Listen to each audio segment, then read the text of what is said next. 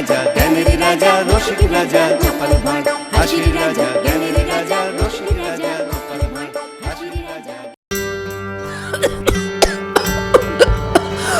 আহারে, কাশিটা বড্ড বেড়েছে। রানীমা, খুব কি কষ্ট হচ্ছে?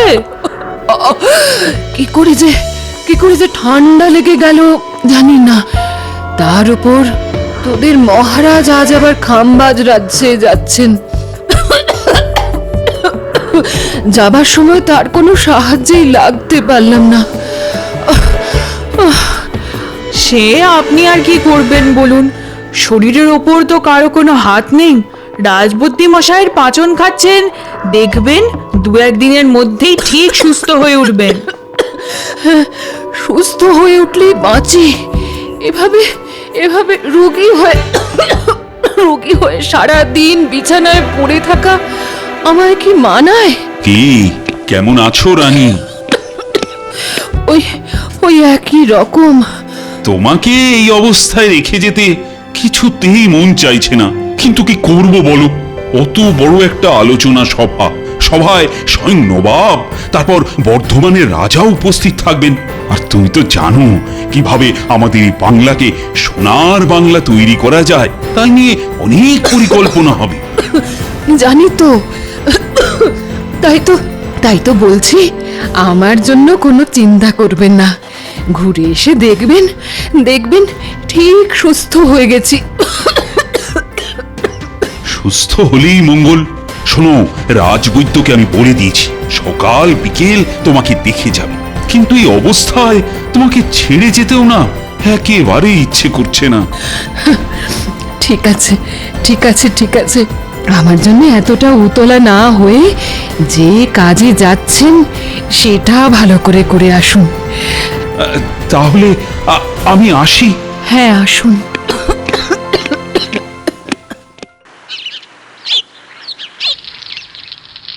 গিন্নি, গিন্নি, আরে দেখো দেখো, বাজার থেকে আজ কিরকম জ্যান্ত কই মাছ এনেছি। কই মাছ? আহা, খুব ভালো করেছো। কদিন ধরে আমার মনটা কেবল ওই কই মাছ করছিল গো। শোনো, তুমি ততক্ষণ রাধা শুরু করে দাও, আমি একবার চট করে রাজবাড়ি থেকে ঘুরে আসি। কেন? এই রাজবাড়ি কেন? মহারাজ তো কদিন হলো খামবাজ রাজ্যে গেছে না, তাই তো রাজসভা এখন না বন্ধ। না, রাজসভা না, আমি যাচ্ছি রানীমাকে একবার দেখে আসতে। গতকাল থেকে রানীমার কাশিটা নাকি খুব বেড়েছে গো। ও মা, সে কি কথা গো? না, তাহলে আর দেরি করো না, যাও চট করে ঘুরে এসো। হ্যাঁ,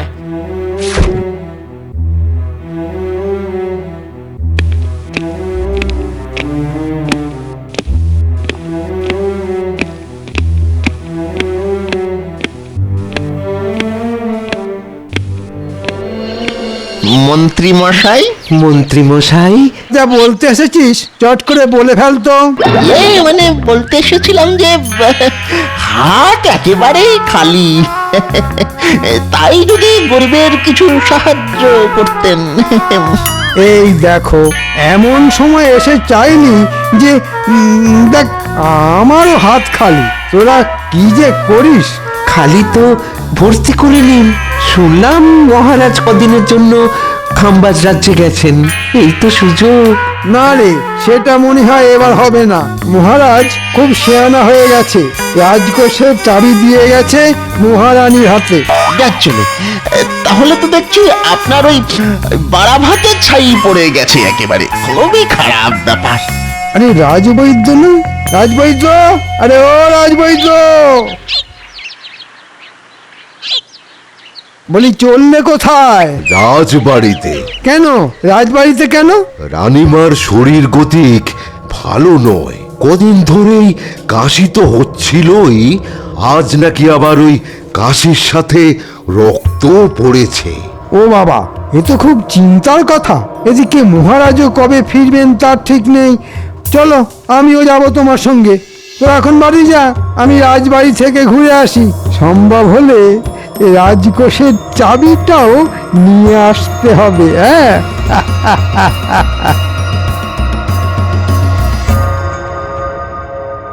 এখন কেমন আছেন রানীমা? খুব একটা ভালো নয় গোপাল। কাশিটা কিছুতেই কমছে না।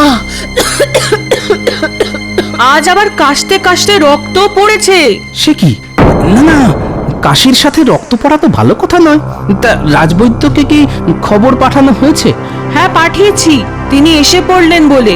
এসে পড়লেন নয়, এসে গেছি। আপনি কোনো চিন্তা করবেন না রানীমা, রাজবৈদ্যকে একেবারে বাড়ি থেকে তুলে নিয়ে এসেছি। আমাকে আবার তুলে আনলো কখন? বরং বরং আমার কাছ থেকে তো সব কিছু শুনে নিজেই তো আমার পিছু পিছু চলে এলো। আরে আমার ধ্যানমগ্ন হয়ে কি ভাবছো? হ্যাঁ, দেখো দেখো, তাড়াতাড়ি রানীমাকে দেখে রোগের উপশমের কিছু একটা ব্যবস্থা করো। হ্যাঁ হ্যাঁ হ্যাঁ, দেখছি দেখছি দেখছি, বড় করে হাঁ করুন তো দেখি।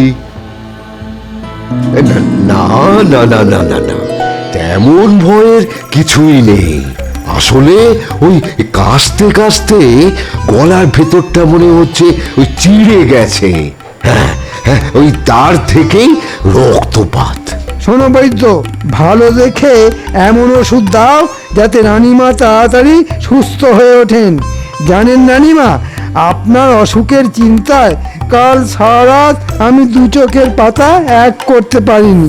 বেটার ছেলে কিরকম গল্প বানাচ্ছে দেখো। আজ সকালে বাজারে দেখা হতে একবারও তো রানীমার কথা বললো না, উল্টে গুচ্ছের বাজার করে আমার নাকের উপর দিয়ে থলি দুলিয়ে বাড়ি চলে গেল। কাশিটা পুরোপুরি নির্মূল হতে আরো কটা দিন সময় লাগবে। মন্ত্রীমশাই, রাজকাজের কোনো অসুবিধে হচ্ছে না তো? না না, অসুবিধে আবার কোথায়, শুধু রাজকোষের চাবিটা যদি দিতেন। কেন, রাজকোষের চাবি দিয়ে আপনি আবার কি করবেন? দেখো গোপাল, যা বোঝো না তা নিয়ে কথা বলো না। বারে, বুঝবো না কেন? মহারাজ তো যাকে যা দেবার সবকিছু দিয়ে গেছেন। হ্যাঁ, তা অবশ্য দিয়ে গেছেন। তাই রাজকোষের চাবি না পেলেও রাজকাজ আটকাবে না, আর রাজবাড়ির হেসেলও বন্ধ হয়ে যাবে না। বেটা পেট মোটা আমার সব মতলবে জল ঢেলে দিল। রানীমা, এসব রাজকাজের চিন্তা না করে আপনি একটু ঘুমোবার চেষ্টা করুন তো, দেখবেন ভালো করে ঘুমোলে সব ঠিক হয়ে যাবে। তুমি একেবারে ঠিক কথাই বলেছ গোপাল, ঘুমটাই এখন খুব দরকার। আমি তাহলে এখন আসছি রানীমা, বিকেলে আবার আসবো। বুঝলে গোপাল, মুখে তো বলে এলাম কাশতে কাশতে গলার ভেতরটা চিড়ে গেছে আর তার থেকেই রক্তপাত হচ্ছে, কিন্তু কিসের কিন্তু রাজবৈদ্য মশাই? সত্যি কথা বলতে কি, রানীমার শরীর গতিক কিন্তু সুবিধার বলে মনে হলো না। আজ না হয় পাচন দিলাম, পাচন খেয়ে সুস্থ হয়ে গেলে ভালো, কিন্তু কিন্তু ভালো না হলে খুবই চিন্তার বিষয়ে গোপাল। কি বলছেন কি? আমি ঠিকই বলছি। এদিকে মহারাজও রাজ্যের বাইরে, তিনি থাকলে এতটা চিন্তা আমার হতো না। তার মানে মহারাজকে খবর পাঠাতে বলছেন? কিন্তু সেখানেও তো সমস্যা। খাম্বাজ রাজ্য তো আর খুব একটা কাছে নয়, দ্রুতগামী ঘোড়ায় চড়ে গেলেও 1.5 দিন লেগে যাবে। হ্যাঁ, ওই যাওয়া আসার দূরত্বটা একটা সমস্যা বটে। যেতে 1.5 দিন, আসতে 1.5 দিন, তারপর মহারাজকে খবর দিয়ে নিয়ে আসা, সবকিছু করতে করতে তো কমপক্ষে 3-4 মতো তো লেগে যাবেই। না না রাজবৈদ্য মশাই, ওই মহারাজের কথা মাথা থেকে নামিয়ে যা করার তা আপনাকেই করতে হবে, আর 2-1 দিনের মধ্যেই রানীমাকে ভালো করে তুলতেই হবে।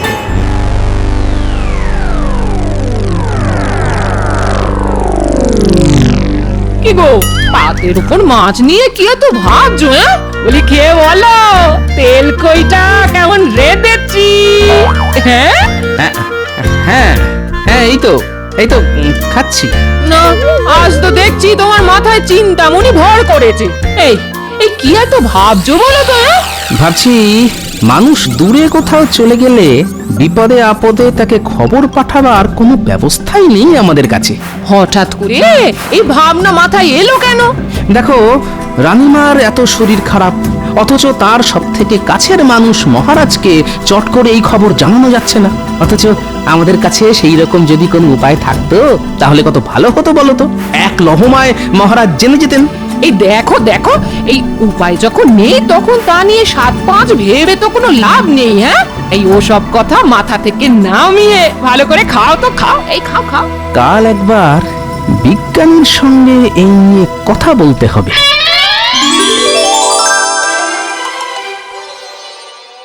রানীমা, ফল খাওয়ার পর ওষুধ খেতে হবে কিন্তু। আর কত ওষুধ খাবো বলতো? এখন তো আমি অনেকটা সুস্থ আছি। কাশিও তো তেমন নেই বললেই চলে। তবুও রাজবৈদ্য মশাই নিয়ম করে ওষুধ খাওয়াতে বলে গেছেন। ভেতরে আসবো রানীমা? হ্যাঁ হ্যাঁ, এসো এসো। এখন কেমন আছেন রানীমা? ভালো আছি বৈদ্যমশাই। সত্যি কথা বলতে কি, আপনি ধন্বন্তরী। আপনার ওষুধ যেন কথা বলল। যাক বাবা, ফাঁড়া কেটে গেল। এই কথা কেন বলছো গোপাল? বলছি কি আর সাধে, এদিকে আপনি গুরুতর অসুস্থ, ওদিকে মহারাজ শতেক যোজন দূরে। চিন্তায় তো আমাদের হাত পা পিঠের মধ্যে সেঁধিয়ে যাচ্ছিল। ওষুধটা কিন্তু নিয়মিত খাবেন, আর তেমন কিছু বুঝলে সঙ্গে সঙ্গে আমাকে খবর পাঠাবেন। এখন তাহলে আসি রানীমা। হ্যাঁ হ্যাঁ, আসুন আসুন।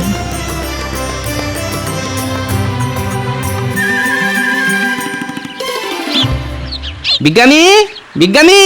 গোপাল ডাকছি না? বিজ্ঞানী! দাঁড়াও দাঁড়াও, আসছি।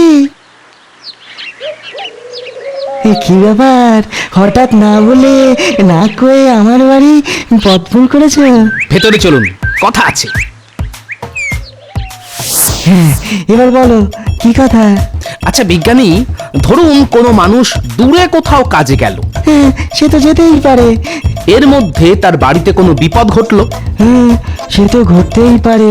তাহলে মানুষটা সেই খবর পাবে কি করে? হ্যাঁ, হঠাৎ এই প্রশ্ন কেন? আপনি তো জানেন রানীমার শরীর গতিক ভালো যাচ্ছিল না। হ্যাঁ, কথাটা শুনে অবধি খুব চিন্তায় আছি গোপাল। তা আজ কেমন আছেন উনি? একরকম সুস্থ হয়ে গেছেন, যাক বাবা, নিশ্চিন্ত হওয়া গেল। কিন্তু আমি যে পুরোপুরি নিশ্চিন্ত হতে পারছি না বিজ্ঞানী। কেন? ধরুন রানীমার যদি বাড়াবাড়ি হতো, তাহলে তো সেই খবর মহারাজকে পাঠাতেই 1.5 দিন লেগে যেত। তারপর মহারাজের ফিরে আসা, সেও প্রায় 1.5 দিন। খুবই ন্যায্য কথা বলেছো গোপাল। একমাত্র ঘোড়া ছাড়া আমাদের কাছে না আছে কোনো দ্রুতগামী যান, না আছে খবর পাঠানোর কোনো ব্যবস্থা। দূরত্বের কাছে আমরা সত্যিই বড় অসহায় গোপাল। বিজ্ঞানী হয়েও আপনি এ কথা বলছেন? আচ্ছা, বিজ্ঞান কি এমন কোনো যন্ত্র আবিষ্কার করতে পারে না যা দিয়ে বিপদে আপদে দূরের লোকের সঙ্গে খুব তাড়াতাড়ি যোগাযোগ করা যায়? ব্যাপারটা নিয়ে আমিও এক সময় ভাবনা চিন্তা করেছিলাম গোপাল। এক প্রান্ত থেকে অন্য প্রান্তে খবর পাঠানোর জন্য কিছু পরীক্ষা নিরীক্ষাও করেছিলাম, কিন্তু পরে আর নানান কাজের চাপে সেটা আর বেশি দূরে গইনি। হ্যাঁ, এবার সব কাজ ফেলে ওটাকে নিয়ে ভাবনা চিন্তা শুরু করে দিন। একবার যদি ওটা আবিষ্কার করতে পারেন না, তাহলে দেখবেন আপনি জগৎ বিখ্যাত হয়ে যাবেন। বলছো? ঠিক আছে ঠিক আছে, কাল থেকেই না হয় শুরু করে দেবো। কেমন? কাল নয়, আজই, আজ থেকেই শুরু করে দিন। আজ থেকে? হ্যাঁ হ্যাঁ হ্যাঁ, আজ থেকেই। ঠিক আছে, তাই হবে গোপাল। না, আজ 2 দিন ধরে ঘরের দরজা বন্ধ করে বিজ্ঞানী যে কি করছে কে জানে। দোরগোড়ায় গিয়ে ডাকলেও সাড়া মিলছে না। যাকে কাল ভোর ভোর উঠে একবার ওর বাড়ি যেতে হবে।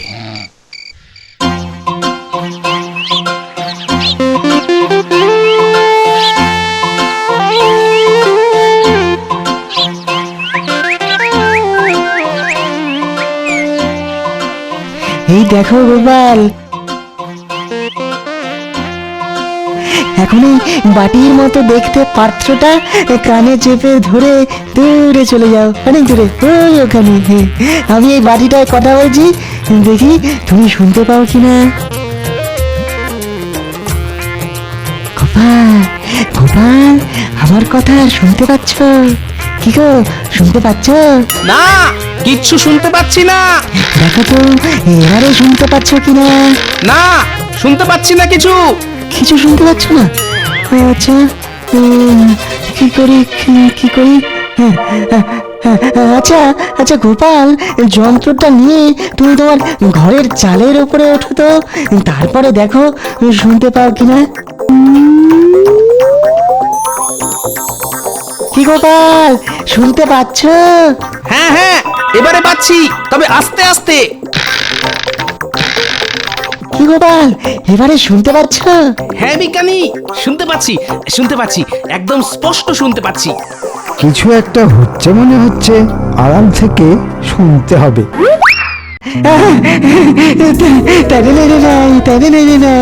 তার মানে আমার আবিষ্কার ঠিক পথে এগোচ্ছে, শুধু এটাকে আরো উন্নত করে তুলতে হবে।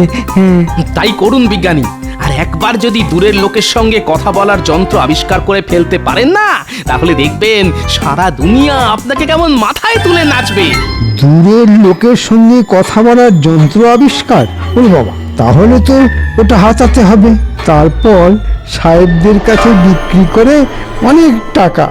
রাজকোষের চাবি পাইনি তো কি হয়েছে, এবার এই যন্ত্র হাতিয়ে দ্বিগুণ কামিয়ে নেব।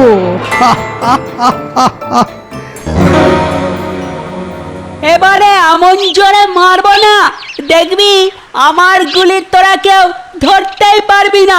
ঠিক আছে ঠিক আছে, ওই বড় বড় কথা না বলে মেরে দেখা।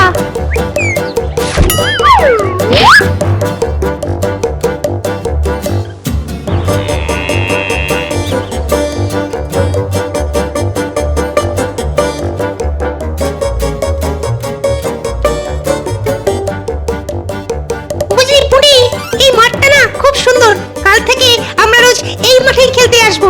কিন্তু একটাই মুশকিল বুঝলি, এই মাঠটা আমাদের বাড়ি থেকে অনেক দূর। আর কত দূর? মাত্র আধ ঘন্টা একটা পথ। তাছাড়া আমাদের খেলার মাঠে তো গরু চড়ছে, ওটা মাঠ না গোয়াল ঘর বোঝাই যাবে না। যেদিকেই তাকাও গোবর আর গোবর। ঠিক আছে রে ন্যাপলা, কাল থেকে আমরা এই মাঠেই খেলতে আসব। আরে আরে, মন্ত্রী মশাই এদিকেই আসছে না? তাই তো, এদিকে সাহেবদের বাড়ি ছাড়া তো আর কিছুই নেই। তাহলে হয়তো সাহেবদের সাথেই দেখা করতে আসছে। চল লুকিয়ে পড়ি, তারপর দেখতে হবে সাহেবদের সঙ্গে মন্ত্রী মশাইয়ের কি দরকার।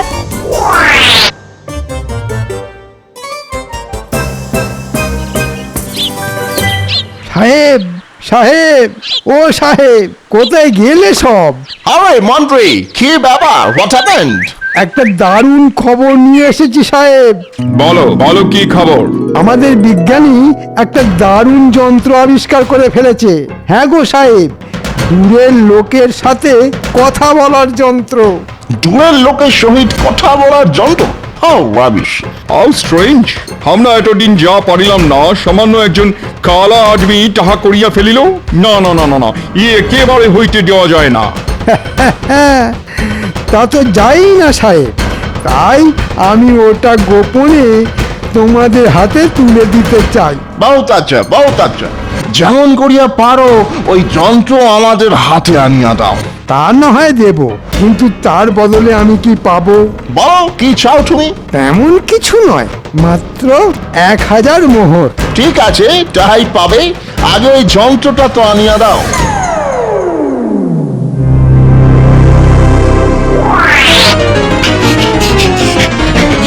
গোপাল দাদু, গোপাল দাদু। কি রে, কি হয়েছে?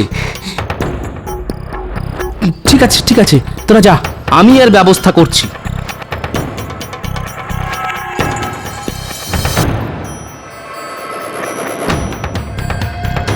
বলো কি গোপাল, মন্ত্রী এত বড় একটা খারাপ কাজ করতে পারে? ও যে কি পারে আর কি পারে না, সেটা একমাত্র ওই জানে। কিন্তু আমাদেরও এর একটা উপযুক্ত জবাব দিতে হবে। যন্ত্রটা লুকিয়ে ফেলতে বলছো? না না, লুকিয়ে ফেললে তো খেল খতম হয়ে যাবে। শুনুন, এমন কিছু একটা করুন যাতে বাক্সের হ্যান্ডেল ঘুরিয়ে যন্ত্র চালু করলেই দুম করে ফেটে যায়। খুব ভালো বলেছো গোপাল, এটাই হবে শটান সমাচারের। আমি বাক্সের ভেতরে বারুদ ভরে রাখবো। তাহলে বুঝতে পারলি তো কি করতে হবে? জলের মতো বুঝে গেছি। ওই বিজ্ঞানীর হাত পা বাঁধবো আর যন্ত্রটা হাতিয়ে এনে আপনাকে দেবো।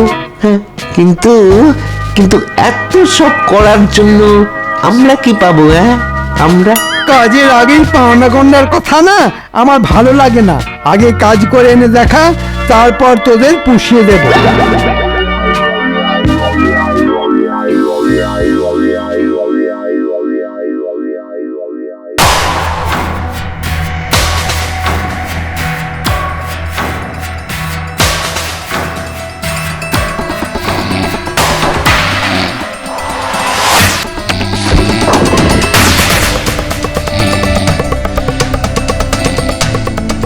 বুঝলি ঘটা, এটাই মনে হচ্ছে সেই যন্ত্র যেটা মন্ত্রী মশাই হাতাতে বলেছেন।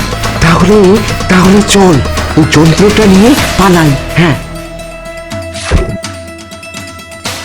কিন্তু কিন্তু বিজ্ঞানীর হাত পা পাততে হবে তোরে।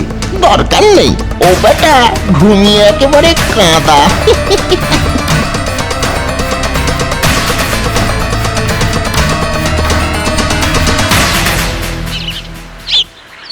দুটো বাটির একটাতে মুখ লাগিয়ে একজন কথা বললেই অন্যজন অপর বাটিতে কান লাগিয়ে সেই কথা শুনতে পাবে। হ্যালো হ্যালো, শুনিতে পাইতেছো? Hello hello hello. নো না নো, কিছু শোনা যাইতেছে না। এই দেখো, বলতেই ভুলে গেছি, ওই যে 4 চৌকো বাক্সটার গায়ে হ্যান্ডেল রয়েছে, ওটা ঘোরাতে হবে সাহেব। এটা যন্ত্র দিয়া আমাদের মারিয়া ফেলিবার ষড়যন্ত্র। ওরে বাবা রে, মেরে ফেললে রে, মেরে ফেললে। হল্ট হল্ট মন্ত্রী, আরে ওই শুট করিয়া দিব। তোমাকে থামিতে বলিতেছি, আমরা কিন্তু গুলি করিব। থামো মন্ত্রী, থামো থামো বলিতেছি। ওরে বাবা রে, আমার কি হবে রে?